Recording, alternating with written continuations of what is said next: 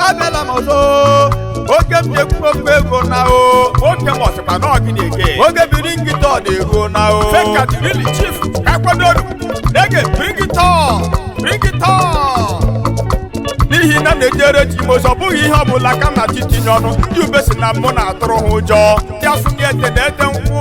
ọsọ enwe akwụkwọ ụzọ enwe akwụkwọ Reggae ị na-akwara ojo jekwurịta onwe nwe onibe onye ọzọ o your side is very clear egwedachi ike n'elu ụwa gwa ya osisi ejitu ya bịa chifu oge ka m na-agwa okwu a Reggae kwuo okwu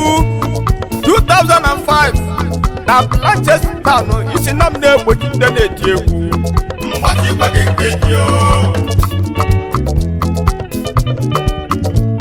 ọ bụghị gwara nwaanyị ahụ na-ebi ibu kọba afọ ime si na mbụ si na ọ bụrụ onye Igbo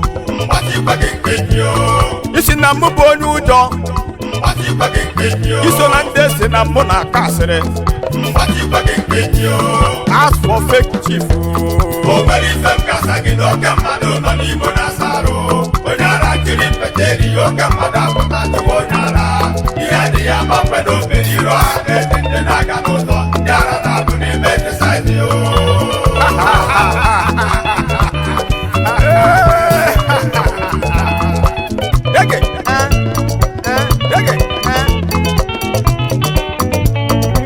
Doctors who come